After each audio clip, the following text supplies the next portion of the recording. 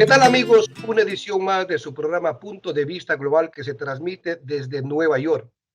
El agradecimiento de siempre a nuestra audiencia que semana tras semana nos permite ingresar en vuestros hogares.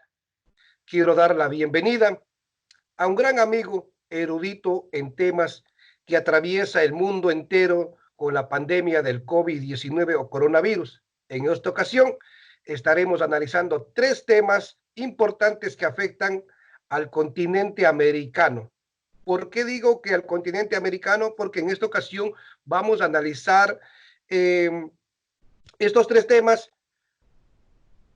¿Cómo enfrentar la pandemia en el continente americano? El primer tema. Segundo tema, ¿cuán afectado está y quedarán los países en el hemisferio económicamente? Y tercer tema es el lawfare más vigente que nunca. En esta ocasión me refiero a la sentencia que dictó la Fiscalía de Ecuador en contra del expresidente Rafael Correa. Nuestro invitado, ya de casa le consideramos, agradecemos infinitamente por siempre estar predispuesto a aceptar nuestras invitaciones. Me refiero al doctor Jesús López, quien es analista político internacional, catedrático, coordinador de la licenciatura de Relaciones Internacionales, investigador, entre otros créditos. Doctor, bienvenido, gracias por aceptar nuestra invitación al programa Punto de Vista Global. Orlando, mucho gusto, gracias por la invitación y pues un privilegio participar en su programa. Doctor, quiero dar inicio con este programa preguntándole, en el continente americano se han creado algunas organizaciones a través del tiempo con el objetivo de unificar al continente y promover el desarrollo social, político, económico, cultural, etcétera, etcétera. Entre las más relevantes están la OEA, la UNASUR, la CELAC, Alianza del Pacífico, Grupo de Lima, Grupo de Puebla, entre otras. ¿Por qué tantas organizaciones y a la final ninguna surte efecto? Porque cada organización tiene un fin diferente, estimado Orlando, y que también es importante ver dentro del fin al que responde el origen histórico en el que fueron creadas. Si combinamos en el análisis el origen histórico y la finalidad para que fueron creadas, eso ya nos adelanta el camino en la respuesta de por qué tenemos tantas organizaciones y por qué no son tan funcionales. Pero otra cosa muy importante también es que en América Latina, Orlando, estamos generalmente llenos de organizaciones con buenas intenciones, pero con poco presupuesto, con recursos que son muy limitados para que se puedan hacer operacionales las políticas y los principios que las cartas fundacionales de estas organizaciones disponen. Entonces, si tenemos esa combinación, orígenes históricos distintos, fines diferentes y también pocos presupuestos, poca predisposición de los países miembros latinoamericanos para invertirle, para que estas organizaciones cobren una especie de vida propia, eso nos adelanta parte de la respuesta del por qué son un tanto inútiles para funcionar. Pero doctor, estas organizaciones más bien no obedecen a ciertos intereses personales, unilaterales, porque entendiendo que si algún país o algún representante del país tiene diferente ideología, ya es excluido, o los países que coinciden ideológicamente como que tienen mucha mayor facilidad para poder concretar ciertos objetivos trazados por estos miembros de una de estas organizaciones. Ciertamente las organizaciones, así como pueden ser entendimientos y pactos y acuerdos que se formalizan a través de un tratado internacional, que tienen órganos permanentes, que los miembros además tienen una personalidad jurídica distinta de la organización que se ha forjado.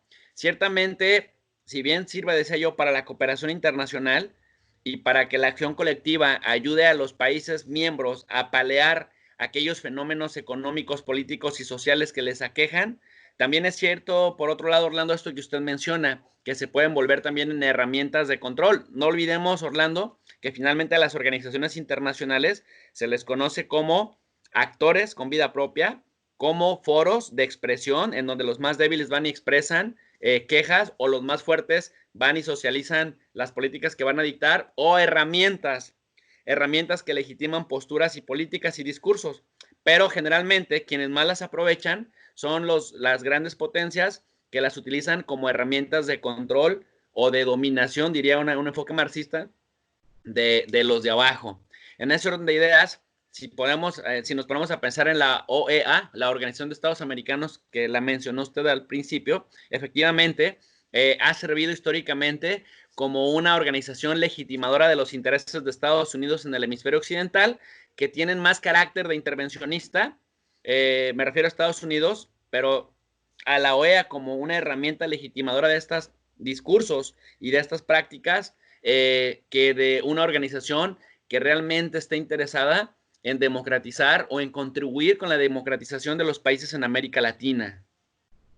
O sea, doctor, que lo que yo puedo interpretar es que estos países pequeños, de muy bajos o limitados recursos económicos, lo único que llegarían allá es a apoyar de alguna manera estas ideas, estos proyectos que, entre comillas, van en beneficio del hemisferio.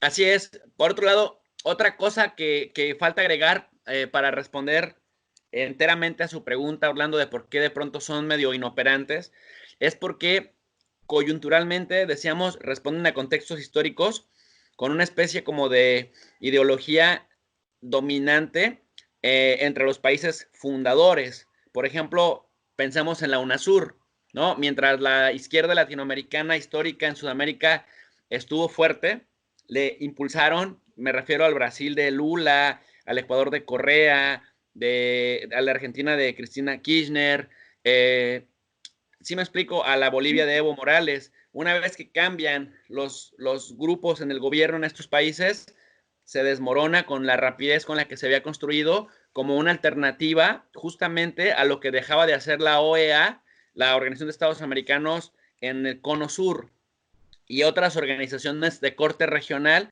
que tenían fines específicos como el Mercosur, y que no incorporan a toda la globalidad de actores en la región, sino a unos actores en particular, no tenían este alcance para el que fue pensado, por ejemplo, la UNASUR, o para el que fue pensado después de la Segunda Guerra Mundial, la Organización de Estados Americanos, que básicamente era una especie de ONU chiquita, enfocada específicamente en el hemisferio occidental. Ahora, no todo es negativo al respecto, digamos, por justicia analítica o por equilibrio analítico, habrá que decirlo. Por ejemplo, pues recuérdese que desde 1902 se creó la Organización Panamericana de la Salud en el hemisferio occidental, y esta es la organización que sirve como punta de lanza o como plataforma de inspiración para lo que después fue la Organización Mundial de la Salud, justamente como una estructura pensada en crear sinergias de colaboración entre los diferentes países para socializar conocimiento que pudiera ayudarles a paliar la detonación de enfermedades, y que de alguna manera es un modelo que se exportó, digamos, de nuestro hemisferio occidental al resto del mundo desde el año de 1902, que después, bueno, fue útil en el caso de la pandemia de la influenza española en el 18. Pero haciendo historia, reviviendo la historia a raíz de la pandemia española, que si bien es cierto solamente es el nombre de española, no porque surgió allá, pero desde esos años para acá, en realidad, el hemisferio occidental no se ha unificado para buscar proyectos que vayan dirigidos hacia los países más necesitados, hacia las masas más necesitadas. Ahora, hay algo contradictorio, doctor, y aquí va la pregunta. Si bien es cierto, hace algunos años atrás, pocos años atrás, 3 años, 4 años atrás, la UNASUR o la ideología de izquierda predominaba en el continente, ¿no? Si tan beneficiados fueron los más vulnerables, ¿por qué en cierto momento nunca se vio ese apoyo de las multitudes a esos líderes? Más bien, fue recuperando espacio la derecha? Bueno, vamos a meterle un poco de matiz al respecto. Me parece que, primero, porque históricamente nuestras naciones, Orlando, vienen de un proceso de descolonización, que no solamente fue descolonización histórica de 300 años, de sometimiento ideológico, decía yo, religioso, sino también de un sometimiento militar, de un sometimiento económico, social, dividido en clases, que se normalizó no solamente en el subconsciente de las élites que nos gobernaban, en estas élites criollas que derrotaron a los españoles, que echaron a los españoles de nuestro territorio, sino además que normalizaron el hecho de que había fragmentación de clase y que unos tenían derecho de apropiarse de los bienes de la nación, y esto en los diferentes países de América Latina por encima de la masa. Y a la masa nos empezaron a dar trato de subordinados, de entes que con pocos recursos podrían sobrevivir. Y eso lo fuimos normalizando con la ayuda de la televisión, con la ayuda de sistemas educativos deficientes que nos han enseñado más a adorar a nuestros héroes patrios y a nuestros símbolos y a nuestros himnos nacionales, más que a crear conocimiento científico, por ejemplo, como pasa en Malasia, en Singapur, en Corea del Sur, en la misma China, en Japón. Y en ese orden de ideas, Orlando, estamos hablando de un proceso de dominación de siglos que de alguna manera cuando llegan las izquierdas, que además llegan por periodos muy breves, o sea, usted me podrá decir, bueno, pero Correa estuvo 10 años en Ecuador, Lula estuvo dos periodos, después a su sucesora, a Dilma Rousseff, duró un periodo y medio, bueno, pero estamos hablando de 10, 12, 13, 14 años versus todo un proceso estructural, mental, económico y social, político y militar de décadas o de siglos, como lo acabo de mencionar. Y entonces, uno, no fue suficiente. Y otro, el hecho de que la izquierda llega, que llegan movimientos progresistas a nuestros países, no implica que los que son derrotados temporal y coyunturalmente, Orlando, la derecha, se queden con las manos cruzadas. No implica que los empresarios acostumbrados a no pagar impuestos, a evadirlos, a concentrar la riqueza en pocas manos, se quedaran quietos. No implica que los medios de comunicación dominantes que recibían grandes dádivas de estos gobiernos que gastaban más dinero, los de derecha, en anunciar y en embellecer su imagen que en hacer políticas públicas que favorecieran a la gente y que hablaran que más por sus obras que por el dinero que le invertían a la televisión y a la radio en mejorar su imagen, pues no implica que se quedaran con los brazos cruzados. Por eso nos da la percepción de que los movimientos progresistas que llegaron a Sudamérica o a Centroamérica en algún momento, o ahora lo que tenemos en México, nos dan la idea, la falsa idea de que están trabajando menos de lo que en realidad están trabajando y de que tendrían que hacer más rápido los resultados de lo que es. Y recordemos que las reformas estructurales, que los cambios de paradigma llevan décadas, no meses y no años, pero estos que no se quedan de brazos cruzados, que inciden todos los días en la opinión pública, empresarios que están muy molestos con estos gobiernos progresistas que les quieren cobrar impuestos, que es lo que la ley marca, los intentan hacer pasar por dictadores o por populistas o por políticos que no saben de economía y que pueden llevar a nuestros países al fracaso, que de hecho es la idea que han vendido. Cuando a los empresarios, a las 13 o 14 familias de cada país latinoamericano se les intenta cobrar impuestos según la ley, lo primero que dicen es que tendrían que tener incentivos fiscales porque son los que fomentan el empleo, aunque en realidad nada más contribuyen con el 20 o el 25% de la generación de empleo formal.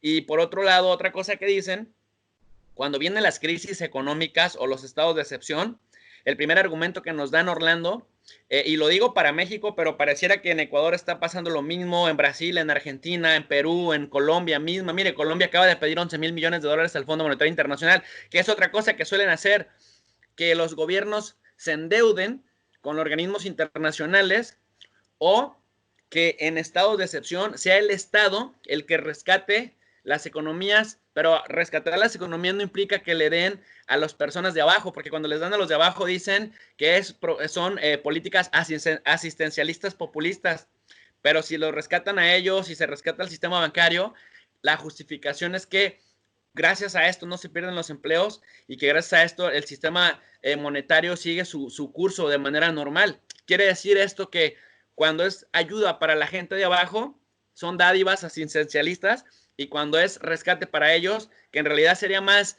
una especie de socialización de la pérdida y de privatización de la ganancia en pocas manos, entonces ellos dicen, los gobiernos que rescatan hacia los de abajo son populistas y pueden echar a perder la economía porque no saben generar empleos que eleven la producción. Entonces tenemos esta situación, es más complicado de lo que nos imaginamos. Las resistencias a la democratización de nuestros pueblos ahí están, las resistencias a cambiar el chip para reducir las brechas entre los muy, muy ricos y los muchos, muy pobres, están ahí y están operando de manera activa. Lo podemos ver en México todos los días.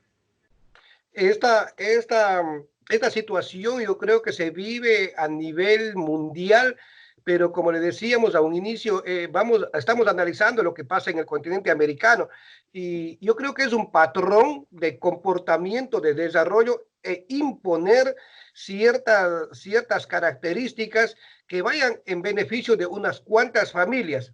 Doctor, ¿no es una utopía imaginar, pensar de que algún día las brechas tan marcadas entre el rico y el pobre se puedan al menos nivelar? No puede haber tanta diferencia entre un rico y un pobre. ¿No es una utopía pensar eso?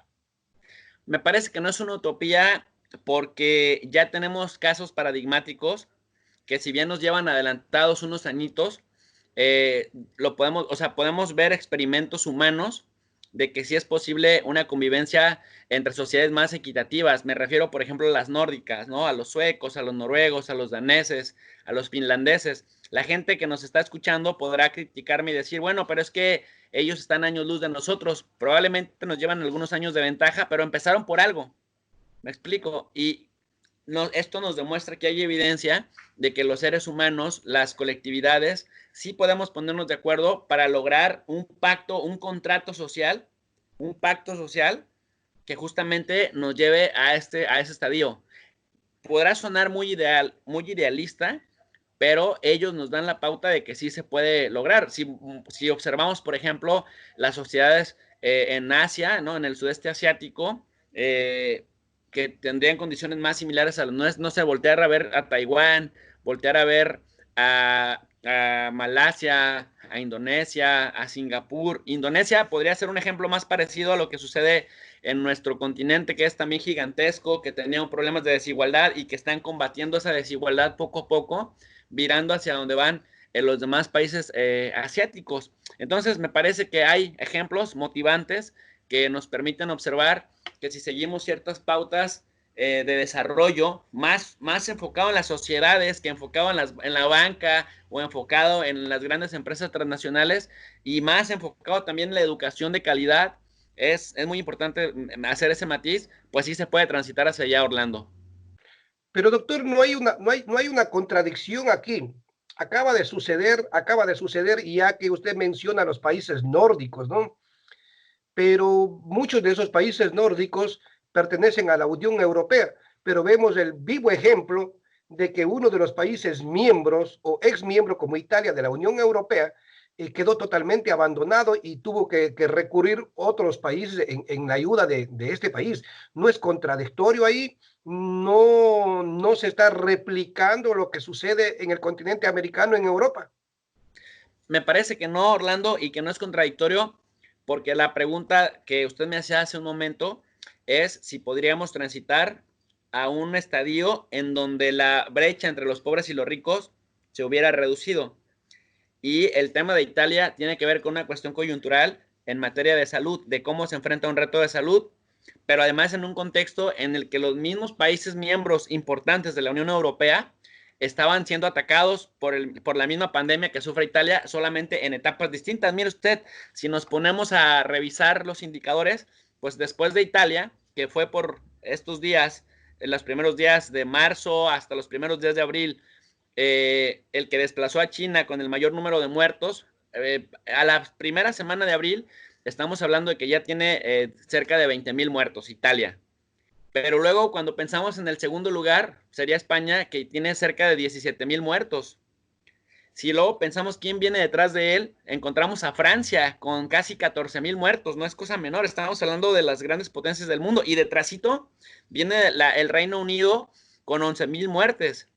Ya más o menos alejado en número de muertes viene Alemania con casi 3,000, pero en número de contagios, Alemania está pegadito a Francia, y bueno, muy por encima de Francia, pegadito a Italia y pegadito a España. Es decir, lo que quiero dar a entender es que, si bien es cierto que en este contexto vimos una desunión europea, el contexto lo explica, porque los que lo pudieran haber ayudado también estaban al interior de sus propios países, viendo la manera estratégica de enfrentar sus propios problemas de salud con las condiciones y con sus sistemas de salud nacionales. Me parece que si hubiera sido un problema específicamente de uno de los miembros en condiciones en donde los demás están bien, le hubieran podido ayudar como lo han hecho con España en temas de crisis económicas, o como lo hicieron con Grecia o con Irlanda o con Polonia, para ayudarles a salir de su marasmo.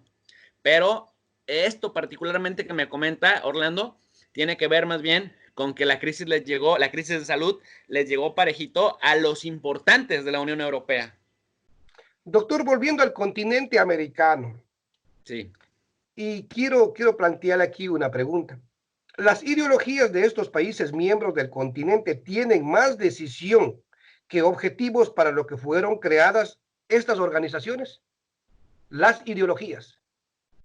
Me parece que sí. Mire, me explico. Para que no parezca que es una respuesta simplista. Hay un autor muy importante de la economía política internacional que se llama Karl Polanyi, casi del vuelo de Carlos Marx, de ese nivel de respetabilidad, que tiene un libro muy importante a mediados del siglo XX, que luego ya se ha vuelto un clásico para la economía política internacional, que se llama La Gran Transformación. Y en este libro de La Gran Transformación desmiente que las guerras mundiales hayan tenido que ver más con nacionalismos y con racismo que con sistemas económicos en disputa, es decir, con ideologías económicas más que con ideologías nacionalistas o con ideologías religiosas, como históricamente nos venden la idea de que es por fundamentalismos religiosos o por fundamentalismos políticos. En realidad, lo que Polanyi descubre en su observación de lo que detonó la Primera Guerra Mundial y lo que llevó a la Segunda Guerra Mundial posteriormente, y de ahí que se le conciba como la Gran Transformación, es que era, sí, la lucha de una ideología económica contra otras. ¿Cuál era esa ideología? La ideología del mercado autorregulador y del liberalismo, que pedía la disminución de la injerencia del Estado en la economía, porque el mercado se iba a autorregular de manera automática. Polanyi decía que esto era una falacia, que porque finalmente ensanchaba las brechas entre los ricos y los pobres. Entonces, ¿por qué se da la Primera Guerra Mundial según Polanyi y todavía más la Segunda Guerra Mundial? Dice, es que se da el doble movimiento de la sociedad. Primero pasas al estadio de la idea del mercado autorregulador, y cuando descubres que es falaz, encuentras que hay tres movimientos principalmente de reacción. Esto para responderle, Orlando. El socialismo, que dice, no, el mercado no se puede autorregular, hay que tener una economía centralmente planificada. El fascismo, que es una especie de capitalismo salvaje, pero controlado por el Estado. El fascismo italiano, el fascismo nacionalsocialista, que finalmente se legitimaron en sus sociedades en Italia y en Alemania, pero además también en Austria, porque tenía la capacidad para responderle inmediatamente, resolverle las necesidades a la gente, sacar de la pobreza en tiempo récord a la gente, incluso construir infraestructura poderosa. No sé si esto se deba más a la disciplina histórica de los alemanes que al fascismo, pero lo que Polanyi dice es que en la medida que la gente vio progreso material, la gente fue capaz de ceder seguridad,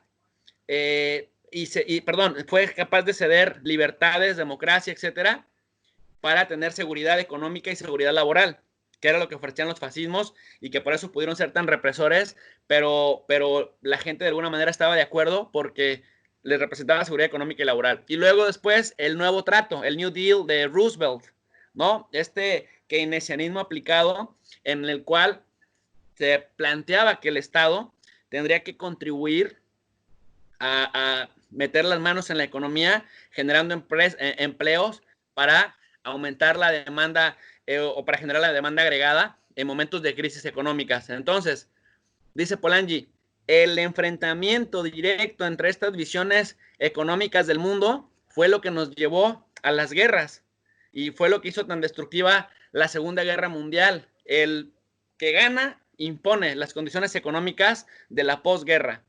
Entonces, pues por eso le digo que mi respuesta es sí, porque si lo trasladamos a nuestros sistemas políticos, veamos la lucha que sostienen los correístas, por ejemplo, en Ecuador, versus los anticorreístas, o en México, los López Obradoristas, versus lo que López Obrador denomina como los neoliberales, ¿no? Que sean de un color o de otro, del PRI o del PAN, siempre tienen o pregonan esta idea del mercado autorregulador, de que el Estado tiene que reducir la injerencia, pero cuando se van a la quiebra, porque el mercado es incapaz de autorregularse, entonces hay que rescatarlo, aunque tengamos que aumentar la deuda pública, y se tiene que rescatar primero a la banca, cuando López Obrador dice, no, primero los pobres. Es decir, tenemos ahí ideologías encontradas que por supuesto nos permiten observar que de pronto va primero el paradigma de unos versus el pragmatismo del momento.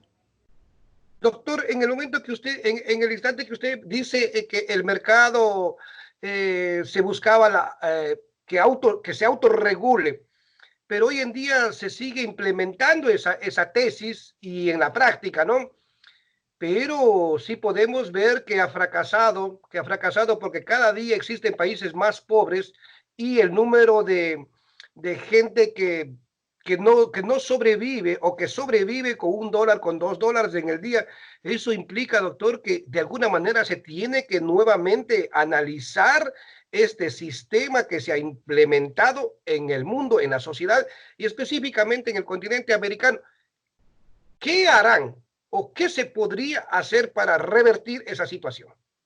Sí, pues mire, Orlando, de hecho, con esto que usted menciona era a lo que me refería, que justamente Polanyi lo que decía en la gran transformación es que esta idea del mercado autorregulador que tanto promueven los de la economía ortodoxa, los de la economía clásica, liberal, era justamente esto, que el mercado no se autorregulaba y que la economía liberal, sin la intervención estatal, propiciaba más pobreza, o sea, propiciaba el ensanchamiento entre los ricos y los pobres y que atentaba incluso con la existencia de la clase media.